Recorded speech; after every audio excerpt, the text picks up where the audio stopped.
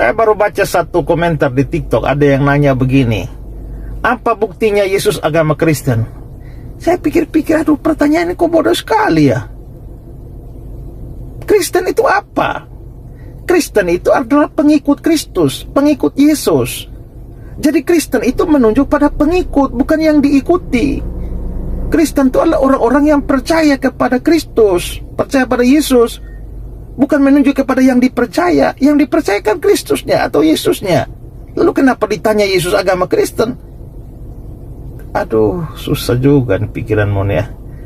Makanya saya bilang ya, belajar baik-baik dulu lah, baru berkomentar, supaya waktu komentar itu jangan nampak kebodohannya. Orang bodoh kalau tidak komentar nggak kelihatan bodoh, tapi kalau begitu komentar ya kelihatan. Duh, sudah gitu aja dah. Kita sudah mendengarkan bagaimana penjelasan dari Pendeta Isra Soru. Dengan keyakinan yang cukup tinggi, Pendeta Isra Soru menjelaskan Kristen itu adalah pengikut Yesus. Yang penting percaya kepada Yesus maka akan masuk ke dalam surga. Kemudian Ustadz Felix Xiao menjelaskan dengan pengetahuan yang cukup tinggi bahwa Yesus itu adalah agamanya Muslim. Jadi teman-teman di sini silahkan nilai sendiri. Mana yang lebih masuk akal penjelasannya? Apakah penjelasan Pendeta Isra Soru dengan keyakinan yang cukup tinggi, atau penjelasan dari Ustadz Felix Xiao dengan pengetahuan yang cukup tinggi? Jadi kepada teman-teman di sini jangan kemana-mana dulu, silahkan tonton sampai selesai agar kita tidak gagal paham. Selamat menyaksikan. Semua orang yang baca Quran sudah tahu bahwasanya Allah itu menurunkan para nabi itu banyak. Di dalam Al-Quran kita sudah sepakat bahwasanya ada 25 nabi dan rasul, gitu kan ya. Ada lagunya. Mau saya nyanyiin? Tentu saja tidak, gitu kan, saya juga nggak mau. Gitu kan ya. Ya, yang Adam, Idris, Nuh, Hud, Solih, itu kan kayak gitu-gitu ya. Itu kan ada 25 nabi dan rasul. Yang kemudian kita sudah sepakati di dalam Islam. Dan kita tahu bahwasanya ketika Allah menurunkan nabi dan rasul itu bukan khusus hanya untuk orang-orang dalam tanda kutip muslim. Ini tolong jangan dipusingkan dengan pembahasan definisi Islam dan muslim ya. Tapi anggap aja gini, definisi Islam yang kita bahas dalam video ini adalah Islam adalah agama yang diturunkan pada Nabi Muhammad dan Muslim adalah umat Nabi Muhammad. Gitu dulu yang kita sepakati ya. Jangan bahas yang lebih rumit dulu. Kita bahas itu aja. Artinya 25 nabi dan rasul ini diturunkan kapan? Menurut Bible, menurut Alkitab, Adam itu dia juga akui, dan Adam itu turun berapa ribu tahun tuh? 7.000 tahun atau 6.000 tahun sebelum Masehi.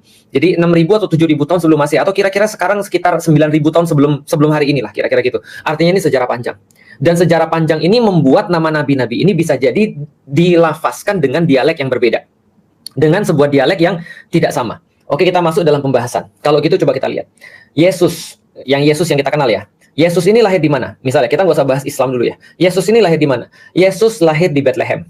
Yesus lahir di Bethlehem. Bethlehem itu di mana? Sebuah kota di daerah Baitul Maqdis, atau sekarang kita kenal dengan nama Palestina. Berarti Yesus itu, atau Rasul Yesus itu, nggak usah Rasul Yesus, Yesus itu dalam tokoh di dalam Alkitab ini lahirnya di Bethlehem, di daerah Yudea berarti ya, kalau nggak salah ya. Coba nanti dicek aja ya. Pokoknya di daerah Baitul Maqdis ya, daerah Baitul Maqdis di Palestina. Dia lahir di sana. Namanya Yesus. Itu yang dikenal Yesus yang sekarang. Itu lahir di sana. Pertanyaan sederhana. Apakah nama pada saat itu dia disebut adalah Yesus? Jawabannya belum tentu. Kenapa belum tentu? Karena gini.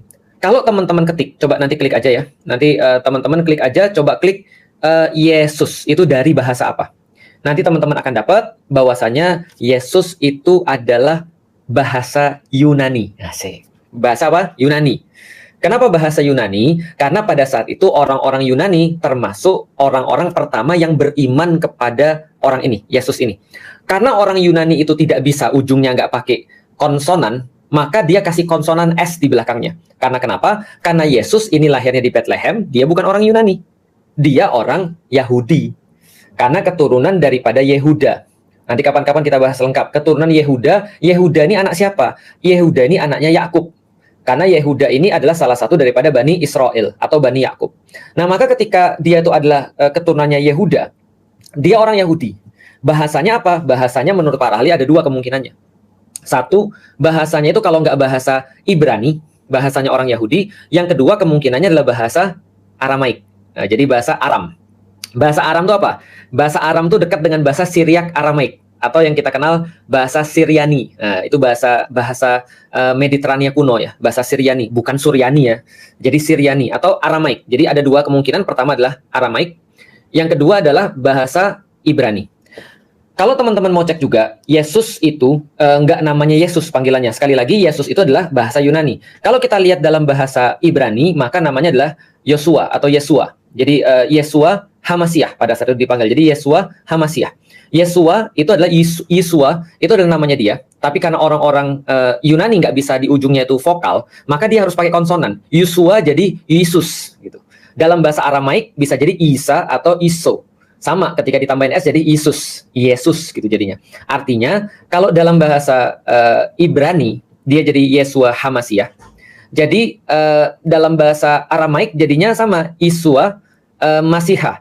Jadi sama. Nah, teman-teman sekalian, itu ketika di zamannya Yesus kan ya. Tentu saja ketika Al-Qur'an itu muncul 600-an tahun berikutnya setelah Yesus ini wafat, dalam bahasa Yunani Yesus ini wafat. Oh by the way, saya lupa. Yesua Hamasiah ini ditranslate dalam bahasa Yunani jadi Jesus Christ. Jadi Yesus Kristus. Jadi Yesus Kristus jadinya dalam bahasa Yunani. Diterjemahkan dalam bahasa Inggris jadi Jesus Christ. Kira-kira gitu ya, paham ya? Oke, jadi dari Hamasiah jadi Christ. Dari Iso atau Yesua jadi Jesus. Itu ceritanya. Oke, kalau gitu kita coba untuk lanjut lagi. Ketika Al-Qur'an itu diwahyukan kepada Nabi Muhammad 600 tahun berikutnya, tentu saja tempat yang diwahyukannya itu berbeda. Bukan lagi tempatnya di daerah Baitul Maqdis, tapi tempatnya adalah di Jaziratul Arab, terkhusus di Mekah dan Madinah. Berarti bahasanya adalah bahasa Arab.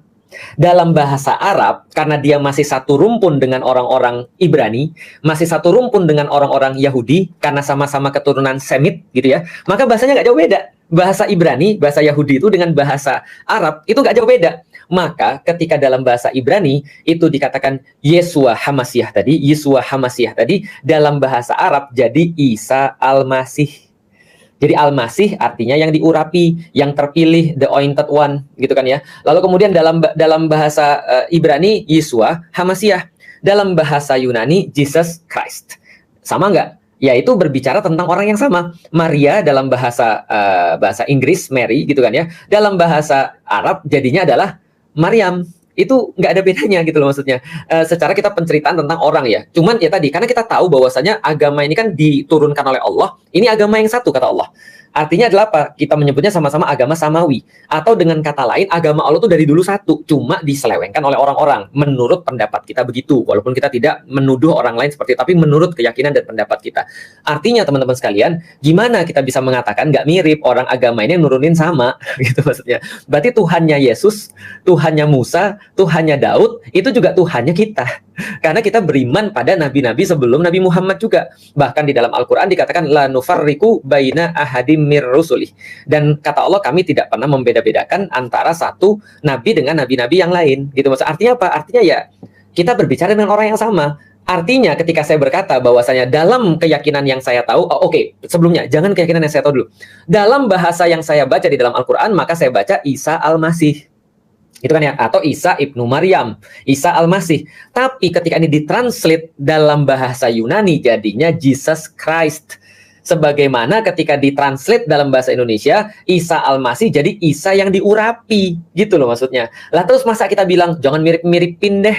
Lah itu cuma ganti bahasa doang, itu cuma ganti language doang, gitu maksudnya. Dalam bahasa Jawa saya nggak tahu sih, atau dalam bahasa Sunda saya juga nggak tahu. Tapi yang jelas ketika kita berbicara tentang orang ini cuma ganti bahasa aja. Kayak saya bilang gini deh, saya punya misalnya contoh, saya punya sepupu, nah gitu kan ya. Saya mau ngomong, kami mengenal seorang nabi yang baik namanya Muhammad. Oh, do you mean Muhammad? Ya, mungkin bukan sama dengan kita ngomongnya, tapi ya kita omongin orang yang sama. Ini juga kita mengenal ada Nabi Musa. Do you mean Moses? Itu sama. Gimana kalau kita kata, no, not Moses, but Musa. Say it Musa, not Moses. Kan gimana coba ceritanya? Orang kan dengan bahasa dia gitu ya. Inggris namanya Moses. Dalam bahasa Arab, bahasa Indonesia namanya Musa. Harun dalam bahasa Arab, dalam bahasa Inggris ya Aaron, gitu kan ya, Aaron gitu. Apalagi misalnya Zachary itu dalam bahasa Inggris, dalam bahasa Indonesia Zakaria. Dan kita nggak perlu untuk memaksa orang untuk ya lu nggak boleh Zachary. No, it's wrong, not Zachary, but Zakaria. Nggak bisa gitu juga. Orang namanya itu juga bahasa gitu maksudnya. Artinya belum belajar keyakinan dulu ya. Dari yang kita pelajari tadi, maka bahasa itu bisa jadi sangat berbeda. Sebagaimana ketika saya kemudian bilang nama Islam saya Muhammad Al-Fatih, ketika orang-orang di Turki mereka nggak bisa bilang Muhammad Al-Fatih, mereka bilang Mehmet. Artinya Muhammad mereka katakan Mehmet. Apakah berarti mereka membedakan antara Nabi Muhammad dengan Mehmet? Enggak, tetap sama. Jadi artinya nama Nabi Muhammad itu di sana dilafazkan jadi Mehmet. Ya sesederhana itu. Atau yang baru datang nih, Habib Nurmagomedov. Apa antum bacanya Nurmagomedov? Nurmagomedov itu artinya apa coba? Nurmagomedov itu nggak ada artinya Nurmagomedov. Tapi bacanya bukan Habib Nurmagomedov, Nur Muhammad, kan seperti itu. Kalau kita tahu artinya berarti di sana Muhammad jadi Mahomet. Jadi tulisnya Magomed, tapi bacanya Mahomet, kan gitu kan ya. Jadi Nur Magomedov itu jadi Nur Mahomet. Jadi maksudnya Nur Muhammad. Jadi kalau gampangnya gini lah, kalau dia di Indonesia namanya jadi Habib Nur Muhammad, kan gitu. Kan kita tidak mengatakan tadi kayak tadi, nggak, oh itu beda antara Nur Muhammad dengan Nur Magomedov. Nur Magomedov nggak ada arti. Coba tanya sama dia artinya apa. Itu ada nama nabinya di belakangnya. Makanya dia sangat respect pada nabinya, kan gitu kan ya. Contoh misalnya Muhammad Salah. Salah itu salah, iya salah. nggak balik lagi ya. Kalau kita bicara tentang bahasa, berarti bahasa itu bisa jadi berbeda, tapi bisa jadi kita merujuk pada orang yang sama. Seperti Felix dalam bahasa Inggris mungkin Felix gitu ya, segala macam lah ya. Felix beda, tapi beda antara Felix Xiao dengan Felix Stray Kids gitu, beda. Walaupun mungkin kegantengannya agak mirip-mirip gitu kan ya. Itu klaim. Oke, kita balik lagi. Sekarang kita masalah keyakinan. Kalau masalah keyakinan, saya juga meyakini bahwasanya memang kalau kita tahu bahwasanya Nabi itu turun dari Adam sampai dengan Nabi Muhammad itu punya satu misi yang sama. Berarti kalau memang betul seperti yang dikatakan oleh Rasulullah, bahwasanya ada 124.000 Nabi, ada 313 Rasul di antara yang kita nggak kenal, karena di dalam Al-Quran itu cuma dikenal 25 Nabi dan Rasul, maka kalau ada kesamaan di antara mereka, pasti ada kesamaan misi. Pasti ada kesamaan misi di antara mereka. Apa misi mereka? Menyembah Tuhan yang satu. Kesamaan misi di antara mereka misalnya menghormati orang tua. Kesamaan misi di antara mereka misalnya contoh punya kasih sayang dan seterusnya. Ya misi-misi kenabian, misi-misi langit. Tidak mungkin perbedaan dalam misi utama, yaitu adalah mentauhidkan Allah Subhanahu wa taala. Bahkan di dalam Al-Qur'an Allah meminta kita untuk menyeru kepada orang-orang ahlul kitab untuk ta'alau ila kalimatis sawa. Untuk ayo kita kembali pada kalimat yang sama, kalimat yang kita sepakati nih. Apa kalimat yang kita sepakati? Bahwa Tuhan itu adalah Allah, bahwa Tuhan itu adalah Allah yang memberikan perlindungan kepada kita, penjagaan kepada kita, memberikan rezeki kepada kita, tempat kita meminta, dan tempat kita akan berkumpul di hari yang tidak ada keraguan di dalamnya. Dalam hal itu semua agama sama. Orang Yahudi yakin adanya yaumil qiyamah, orang-orang Kristen yakin adanya yaumil qiyamah, gitu kan ya. Lah kalau kita nggak bilang mirip terus kita bilang apa lagi? Orang ini sumbernya sama. Nah makanya ketika kita pernah baca di Sirah juga, ketika Rasulullah mencari perlindungan ke Habasyah, ketemu dengan Raja Najas di situ, maka ketika dibacakan Al-Quran, Raja Najas itu bercucur air matanya. Kenapa? Dia bilang ini sumbernya pasti sama. Gitu maksudnya. Kenapa? Karena dia tahu bahwasanya misi kenabian yang dia pahami dari Yesus, yang dia imani pada saat itu tercermin dengan sangat jelas daripada Al-Quran. Dia bilang ini dari sumber yang sama. Itu kan ya, ini dari sumber yang satu. Beberapa waktu ketika saya coba untuk belajar kembali tentang bagaimana sejarah para nabi, itu saya pernah buka satu pembelajaran dari teman-teman di Katolik yang mereka meneliti tentang ajaran Yesus di zaman ketika Yesus masih hidup. Menariknya adalah dia mengatakan bahwasanya Yesus itu mengajarkan satu agama yang dia sebut dengan the way. Itu kata dia tuh, the way. The way itu artinya adalah apa? Jalan itu. Wes. Ketika saya ngeliat itu merinding tuh saya tuh. Kenapa? Karena saya jadi ingat satu ayat di dalam Al-Quran yang ketika Nabi Isa itu di dalam surat Maryam berkata hadza siratum mustaqim.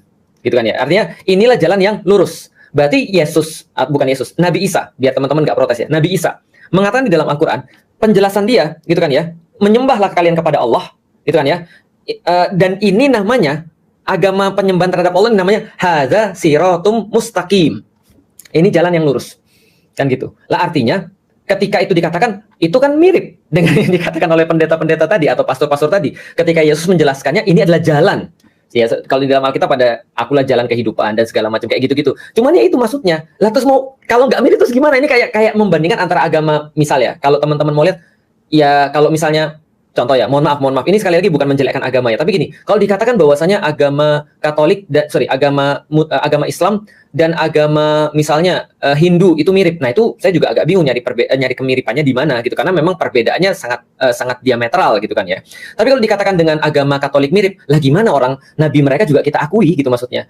Nabi mereka tuh ada di dalam kitab kita juga, dan kita juga tahu itu sejarahnya banyak gitu maksudnya. Dan itu diceritakan oleh Nabi juga bahwa Isa itu adalah termasuk nabi yang kasihan. Kenapa? Karena dia justru dijadikan sebagai Tuhan oleh pengikut-pengikutnya. Rasul cerita tentang Musa juga dan segala macam. Lah gimana kalau kita katakan nggak mirip orang ini dari sumber yang sama? Seperti yang tadi kita sampaikan bahwa ketika di Raja Najas dibacakan surat Maryam oleh Ja'far bin Abu Thalib, maka Raja Najas menangis sampai membasahi janggutnya, lalu berkata ini dari sumber cahaya yang sama. Karena dia tahu ini pesan-pesan yang sama. Gampangnya gini deh teman-teman sekalian. Kalau Samsung ngeluarin S20, S21, S23, S24, maka besok pasti namanya S25. Gitu kan. Kecuali kalau dia memutuskan mau ganti. Tapi berarti kita tahu, oh berarti ada linknya, ada mata rantainya. Gitu maksudnya. Artinya masih ada mata rantainya seperti apa yang menyamakan dengan yang sebelumnya. Sama kayak tadi kan ya, sama kayak ketika nabi-nabi semuanya membawa misi yang sama. Maka kalau kita katakan ya gimana ya, ketika dibacain satu ayat, oh ini nih di dalam Al-Quran ini ada juga loh ayat-ayat yang mirip, berarti supaya mereka ngerti bahwasanya di dalam Islam itu adalah Tuhan yang sama. Bahkan kata-kata Rasulullah pada Heraklius apa? Nih coba lihat ya. Rasulullah itu ketika nulis surat buat Heraklius pada saat itu adalah Raja Bizantium atau Kaisar Bizantium pada saat itu. Rasul mengatakan bahwasanya, wahai Heraklius, masuklah kepada Islam. Kalau kamu masuk Islam, kamu dapat 2 pahala. 1 pahala beriman kepada Isa, 2 pahala beriman kepadaku. Maksudnya begitu. Jadi pahala beriman pada Yesus dan beriman pada Rasulullah Muhammad. Artinya Rasulullah seolah-olah ingin mengatakan ini bukan agama baru loh. Ini agama yang sama seperti yang kamu sembah, cuma update gitu maksudnya. Jadi ini agama yang sama gitu. Jadi nggak ada perbedaan. Siapa yang kemudian kemarin mereka menganggap Musa adalah nabinya, Daud adalah nabinya, Isa adalah nabinya, maka ketahuilah ini agama nih, penyambungnya nih. Ini sama. Kita nggak berbeda sama sekali. Itu perkataan yang sama juga seperti Yesus ketika mengatakan pada kaumnya, saya cuma datang untuk menggenapi yang sudah datang sebelum saya, kan gitu. Artinya ada apa? Artinya saya pada saat itu ketika melihat Islam, saya melihat, loh ini nggak ada beda. Bedanya apa? Bedanya saya dapat versi yang lebih update. Saya dapat versi yang lebih baru, sehingga versi-versi yang sudah lama dalam tanda kutip itu adalah sudah dicakup oleh ini. Saya tidak harus menghilangkan keimanan saya pada Yesus ketika saya masuk Islam. Saya tidak harus menghilangkan keimanan saya pada Yesus. Saya tinggal nambah keimanan saya pada Nabi Muhammad. Gitu maksudnya. Apa masalahnya? Nggak ada masalah sama sekali kan? Ya, contoh lagi ini misalnya ya. Baptis. Baptis itu apa sih? Baptis itu sakramen di dalam Katolik yang itu dimandikan. Pertanyaannya sederhananya gini, kapan baptis itu dilakukan? Ketika ada orang menerima keimanan di dalam agama Katolik, salah satunya ya, itu yang dilakukan dibaptis. Seperti ketika Yesus dibaptis sama Yohanes. Kalau kita, Isa itu pernah sama Yahya, satu hidup satu zaman. Nah, ceritanya di dalam Bible itu, Yesus dibaptis oleh Yohanes. Dengan cara apa? Dicelupkan di Sungai Yordan, kan gitu. Nah, pertanyaan sederhana, ketika orang masuk Islam gimana coba? Ada nggak aktivitas-aktivitas yang mirip-mirip kayak baptis itu? Ada nggak kira-kira? Ada. Maka ketika Mus'ab bin Umair mendatangi orang-orang di Madinah, lalu orang-orang di Madinah, termasuk Usaid bin Khudair, termasuk kemudian Sa'ad bin Mu'adz, ketika bertanya, kalau kami mau masuk Islam, gimana caranya? Maka Mus'ab menjawab dengan apa yang dia tahu dari Rasulnya. Yaitu adalah dia mengatakan, kalau ada orang pengen masuk Islam, maka dia mandi, lalu syahadat, lalu sholat 2 rakaat. Artinya ada yang sama-sama kayak gitu kan ya. Artinya ketika orang-orang Kristen atau Katolik dia dibaptis itu kan sama kayak mandi, menghilangkan hadas lah kalau kita kira-kira gitu. Itu kan ini bukan mirip-miripin, ini ngasih tahu gitu loh maksudnya. Contoh kayak tadi, ada orang nanya, ada nggak sih Jumatan di dalam agama lain? Nggak ada, tapi ada yang mirip, misa namanya, kayak gitu. Ada nggak sih yang mirip-mirip dengan mandi wajib? Mandi wajib nggak ada di dalam agama lain, tapi ada yang mirip, baptis, misalnya kayak gitu-gitu kan ya. Artinya ada nggak sholat di dalam agama lain? Agama Kristen nggak ada sholat, tapi ada yang mirip-mirip. Nah itu maksudnya tuh. Artinya bukan berarti kita membenarkan kesalahan-kesalahan yang kita anggap salah atau yang dikritik di dalam Al-Quran yang jelas-jelas salah, seperti menjadikan Yesus sebagai Tuhan. Enggak. Tapi cuma dikatakan bahwa tokoh Yesus ini kita juga akui, cuman sebagai nabi. Dan itu yang pengen kita jelasin pada mereka, sehingga ketika saya masuk Islam, saya nggak perlu membuang keimanan saya terhadap Yesus. Tinggal nambahin keimanan saya terhadap Nabi Muhammad. Nah, 2 sudut pandang telah dipaparkan. Argumen demi argumen telah disampaikan. Apakah Anda sudah menemukan jawabannya? Ataukah perdebatan ini justru membuka pertanyaan baru? Sejarah terus menjadi bahan diskusi, keyakinan tetap diuji oleh waktu. Tapi satu hal yang pasti, pencarian kebenaran tidak berhenti di sini. Bagikan pendapat Anda di kolom komentar. Apakah Anda setuju atau justru memiliki pandangan lain? Jangan lupa like, subscribe, dan nyalakan lonceng notifikasi untuk mengikuti perdebatan menarik lainnya. Sampai jumpa di episode berikutnya. Karena kebenaran selalu layak untuk diperjuangkan. Jadi kita sudah mendengarkan bagaimana penjelasan Ustadz Felix Xiao dan kita juga sudah mendengarkan bagaimana penjelasan dari Pendeta Esra Soru. Menurut teman-teman di sini, mana yang lebih masuk akal? Apakah penjelasan Ustadz Felix Xiao atau penjelasan dari Pendeta Esra Soru? Kalau dari Pendeta Esra Soru itu hanya modal keyakinan. Tapi kalau kita mendengarkan penjelasan dari Ustadz Felix Xiao, itu berdasarkan ilmu pengetahuan. Jadi kepada teman-teman di sini, terima kasih sudah menonton. Assalamualaikum warahmatullahi wabarakatuh.